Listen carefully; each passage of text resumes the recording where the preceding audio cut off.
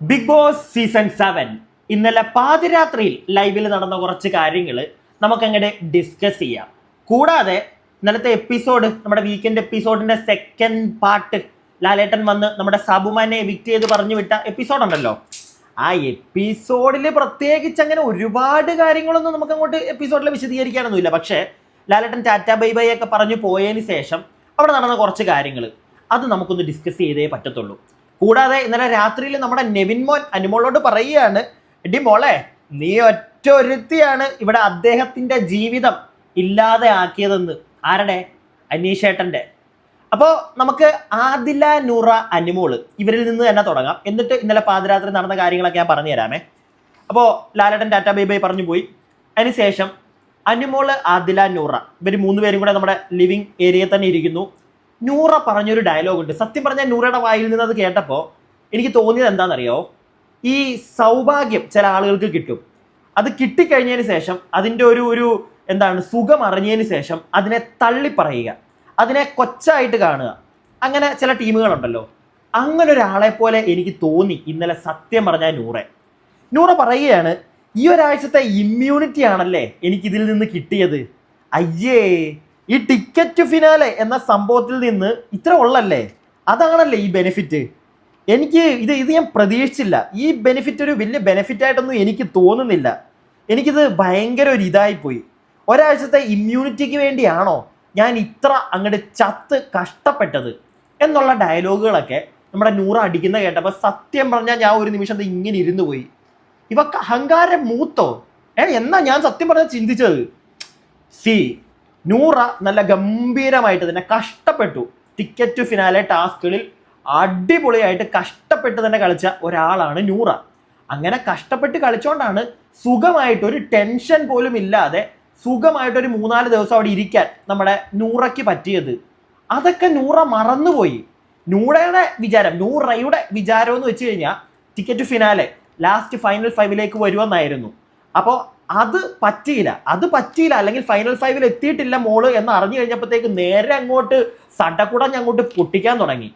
ഈ പൊട്ടിയിര് മിക്കവാറും mid week എവിക്ഷനിൽ പുറത്തേക്ക് വരുന്ന ഒരവസ്ഥയിലേക്ക് എത്തുമോ എൻ്റെ ഒരു സംശയമാണ്. കാരണം ഇന്നലെ അത്ര അങ്ങോട്ട് റേസ് ആവണ്ട, അല്ലെങ്കിൽ ആ കിട്ടിയ സൗഭാഗ്യത്തെ ഇങ്ങനെ അയ്യേ ഇത് ഇത്ര ഉണ്ടായിരുന്നോ, അതിൻ്റെ ആവശ്യം എന്താ? നൂറ കഷ്ടപ്പെട്ടു. നൂറ അവിടെ ഓരോ ദിവസവും കഷ്ടപ്പെടുന്നതിന് നൂറയ്ക്ക് നല്ല ചുള കിട്ടുമല്ലോ, അല്ലാതെ ചുമ്മാ ഒന്നുമല്ലല്ലോ അവിടെ കഷ്ടപ്പെടുന്നത്.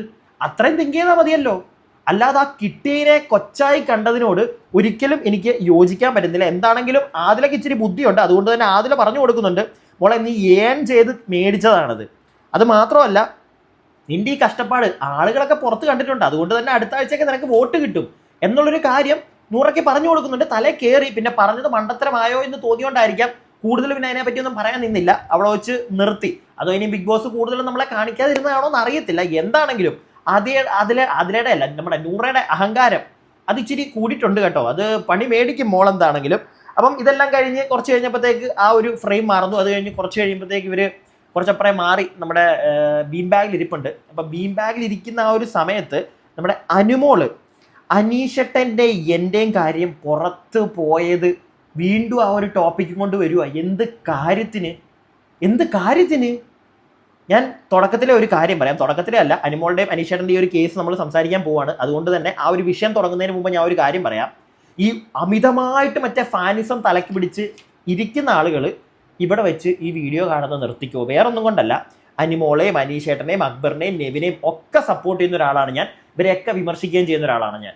എനിക്ക് പ്രത്യേകിച്ച് ഒരാളോട് കൂടുതൽ അങ്ങോട്ട് ഇഷ്ടമൊന്നുമില്ല, എല്ലാവരും ഒരേപോലെ. പിന്നെ ഗെയിമിൻ്റെ ഒരു ഇത് വെച്ചിട്ട് അനീഷേട്ടനോട് ഇച്ചിരി ഇവിടെ ഒരു ഇഷ്ടം ഉണ്ട്, അങ്ങനെ തന്നെ ഞാൻ പറയും. അനുമോളോടും എനിക്കിഷ്ടമുണ്ട്. പക്ഷെ അനുമോൾ ഇപ്പോൾ കാണിക്കുന്ന ഒരു പരിപാടി, ഇന്നലെ ആ എപ്പിസോഡിൻ്റെ അവസാനം അത് നമ്മളെ കാണിക്കുകയാണ്. വീണ്ടും അനുമോള് അനീഷേട്ടൻ്റെ ആ ഒരു ടോപ്പിക് എന്തിനെടുത്തോണ്ട് വരുന്നു? എന്തിന്? എപ്പിസോഡിലെ നിങ്ങൾ കണ്ടുള്ളൂ. എപ്പിസോഡിൽ മാത്രമല്ല, ഇന്നലെ പാതിരാത്രിക്ക് ലൈവിലും ഇത് പറയുന്നുണ്ട്. എന്തിന്? എനിക്ക് മനസ്സിലാവുന്നില്ല. എന്താണെങ്കിലും അനുമോൾ ഈ ഒരു ടോപ്പിക് എടുക്കുമ്പോഴേ തന്നെ നമ്മുടെ ആദില പറയുന്നുണ്ട്, അതൊക്കെ ഒരു ഫണ്ണായിട്ട് എടുക്ക്, നീ ഇനി അത് വിട്, നീ ഇനി അത് പിടിച്ചോണ്ടിരിക്കണ്ട. നൂറ പറയുന്നുണ്ട്, നീ അതിനി പറയണ്ട, ആ ഒരു ടോപ്പിക്ക് ഇനി ഇവിടെ സംസാരിക്കാതിരിക്കുക, അത് ഒഴിവാക്കുന്നതായിരിക്കും നല്ലത് എന്ന് നൂറ പറഞ്ഞു കൊടുക്കുന്നുണ്ട്. അത് പറഞ്ഞു കഴിഞ്ഞിട്ടും പിന്നെയും അനുമോൾ പറയുകയാണ്, പുള്ളി വേറെന്തെങ്കിലും വിചാരിച്ച് കാണുമോ? പുള്ളി എന്ത് വിചാരിച്ചാലും അനുമോക്ക് എന്താ? അനുമോളുടെ അടുക്ക് ഒരു സാധനം അനീഷ് പറഞ്ഞു, ജെനുവിനായിട്ട് തന്നെ പറഞ്ഞു. അനുമോള് അതിന് പറ്റുന്ന രീതിയിലൊക്കെ അവിടെ ഇരുന്ന് ലാലേട്ടൻ വരുന്ന എപ്പിസോഡിൽ വരെ അതൊരു കണ്ടന്റ് ആയിട്ട് മാറി. അത് കഴിഞ്ഞു. ഇനി അനുമോൾ അത് പിടിച്ചുകൊണ്ട് പോയാൽ ഉറപ്പായിട്ടും അത് അനുമോക്ക് ബാക്ക് ഫയർ ചെയ്യും. ഇത് അനുമോളുടെ നല്ലതിന് വേണ്ടിയിട്ടാണ് ഞാൻ ഈ പറയുന്നത്. അനുമോളെ സ്നേഹിക്കുന്ന കല്ലെറിയാൻ വരുന്ന എല്ലാവരും കൂടെ അതൊന്ന് മനസ്സിലാക്കുക. ഇത് അനുമോൾക്ക് പണിയായി മാറും. കാരണം അത് കഴിഞ്ഞ വിഷയമാണ്. ഇനി അത് പുറത്തിറങ്ങിയിട്ട് സംസാരിച്ചാൽ മതി. ഇത് വീണ്ടും അതിനകത്ത് ഈ പോകാൻ ഇനി ഈ വരുന്ന ഒരാഴ്ചയും കൂടെ ആ ഒരു കണ്ടന്റ് വെച്ച് മുന്നോട്ട് പോകാൻ നിന്ന് കഴിഞ്ഞാൽ അത് പണിയാകും. ഉറപ്പായിട്ടും അത് പണിയാവും. പ്രത്യേകിച്ച് അനീഷ് അതിനെപ്പറ്റി പിന്നെ അനുമോളുടെ അടുക്ക സംസാരിക്കാൻ ചെല്ലുന്നില്ല. അപ്പൊ പിന്നെ അതവിടെ വിടുന്നതല്ലേ നല്ലത്. ബാക്കി പുറത്തിറങ്ങിയിട്ട് നോക്കാം എന്താണെങ്കിലും. അല്ലാതെ അതിനകത്ത് വീണ്ടും ഇതൊരു സംസാര വിഷയമാക്കി വരുന്നത് അത്ര നല്ലൊരു കാര്യമല്ല. ഇത് ഞാൻ വീണ്ടും ഇത്രയും കുത്തി തന്നെ പറയാനുള്ളൊരു കാരണം, ആ കാരണം കുറച്ച് കഴിയുമ്പോൾ ഞാൻ പറഞ്ഞുതരാം. വേറൊന്നുമല്ല, എപ്പിസോഡ് നമുക്കതങ്ങ് തീർക്കാം.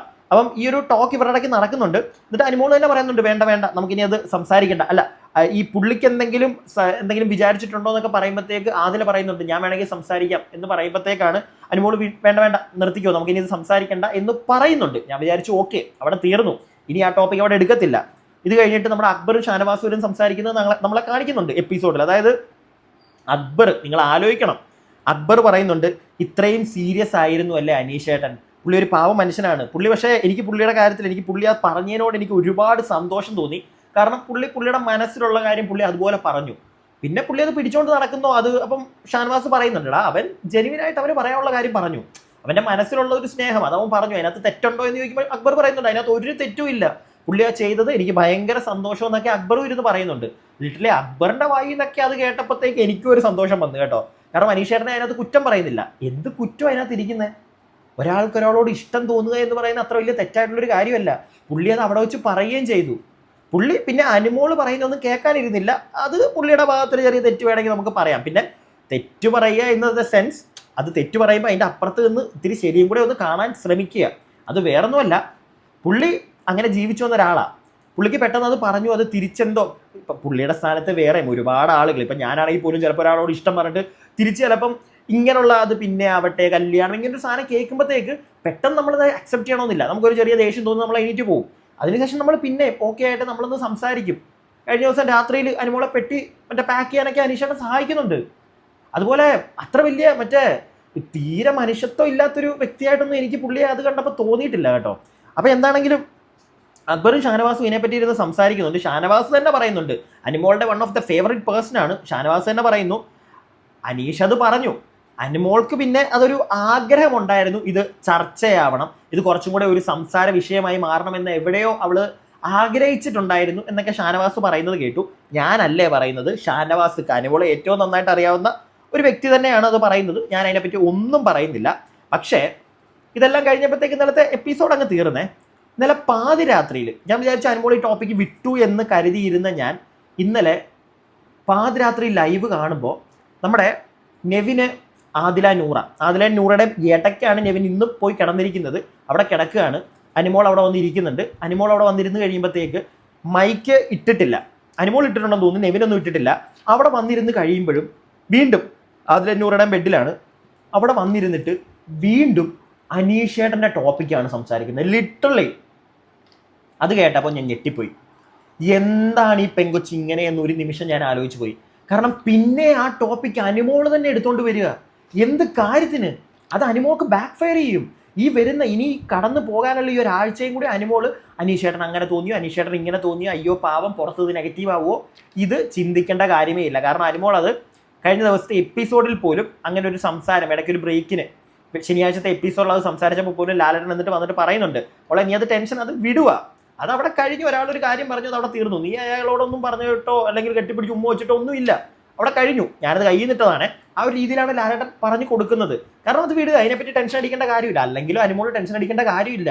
അനുമോൾ ഒരു തെറ്റും ചെയ്തിട്ടില്ല കഴിഞ്ഞ ദിവസം വരെ. പക്ഷേ ഇന്നലെ എല്ലാം കഴിഞ്ഞിട്ട് ഈ സാധനവും പിടിച്ചുകൊണ്ട് വീണ്ടും ഇറങ്ങുന്നത് എനിക്ക് യോജിക്കാൻ പറ്റുന്നില്ല. 101% എനിക്ക് യോജിക്കാൻ പറ്റുന്നില്ല. എന്തിന്? പിന്നെ ഒരു പേടി ഉള്ളത് കൊണ്ട് എന്ന് നിങ്ങൾക്ക് എല്ലാവർക്കും പറയാം. ഓക്കെ, പേടി ഉള്ളത് കൊണ്ട് അവിടെ ഇരുന്ന് ഓൾറെഡി സംസാരിച്ചു. എപ്പിസോഡിൽ നിങ്ങൾ കണ്ടല്ലോ. അത് കഴിഞ്ഞിട്ട് രാത്രിയിലും എന്ത് കാര്യത്തിന്? ആ സാധനം എടുത്തിട്ടത് കൊണ്ട് മാത്രം നെവിൻ അവിടെ ഇരുന്നൊരു ഡയലോഗ് അടിക്കുന്നുണ്ട്, നീ ഒറ്റ ഒരുത്തിയാണ് ഇവിടെ അദ്ദേഹത്തിന്റെ ജീവിതം തകർത്തത്. ആ ഡയലോഗ് വരെ നെവിൻ അടിച്ചു. അങ്ങനെ അനുമോള് അനീഷേട്ടന്റെ ജീവിതമൊന്നും തകർത്തെന്ന് ഞാൻ പറയത്തില്ല. എനിക്ക് എന്ത് ജീവിതം തകർത്തു? അങ്ങനൊന്നും ഇല്ല. പക്ഷെ അത് വേറൊരുത്തിന്റെ വായിൽ നിന്ന് വീഴാൻ അനുമോള് സാഹചര്യം ഉണ്ടാക്കി കൊടുക്കുകയല്ലേ, അതിനോട് എനിക്ക് യോജിക്കാൻ പറ്റുന്നില്ല. എന്താണെങ്കിലും ഈ ഒരു ഡയലോഗ് അടിച്ചതിന് ശേഷം അനുമോൾ ഇച്ചിരി കലിപ്പായി നിലവിൽ അവിടുന്ന് എണീക്കുന്നുണ്ട്. എന്നിട്ട് അനുമോൾ അവിടുന്ന് ബെഡിൽ നിന്നൊക്കെ എണീറ്റ് പുറത്തേക്ക് നടക്കാൻ പോയി. അനുമോൾക്ക് മറ്റേ സാധനം ഇറക്കി അനുമോൾ ഗെയിം തുടങ്ങി. അത്രേ ഉള്ളൂ, ഗെയിം തന്നെ അനുമോൾ ഇറക്കി. അനുമോൾ ഗെയിം കളിക്കുന്നതിനകത്തൊന്നും എനിക്ക് കുറ്റം പറയാൻ പറ്റുന്നില്ല കേട്ടോ.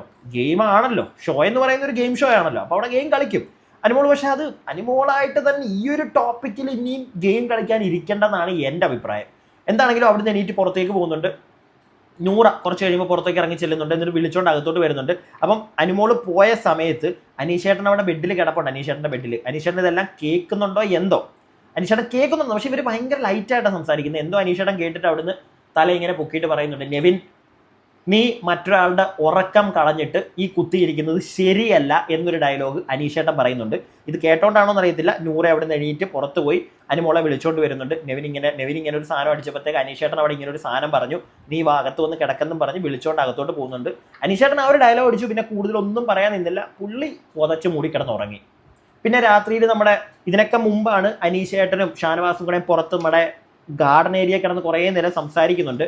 പക്ഷെ ഈ ഒരു സാധനം അനുമോളെ അല്ലെങ്കിൽ അനുമോളെ സ്നേഹിക്കുന്നവരോട് എനിക്ക് ഒറ്റ കാര്യം പറയാനുള്ളൂ, അനുമോള് ഈ ഒരു സാധനം പിടിച്ചോണ്ട് ഇനി നടക്കുന്നത് അനുമോൾക്ക് ബാക്ക് ഫയർ ചെയ്യും, ഏതെങ്കിലുമൊക്കെ രീതിയിൽ ബാക്ക് ഫയർ ചെയ്യും.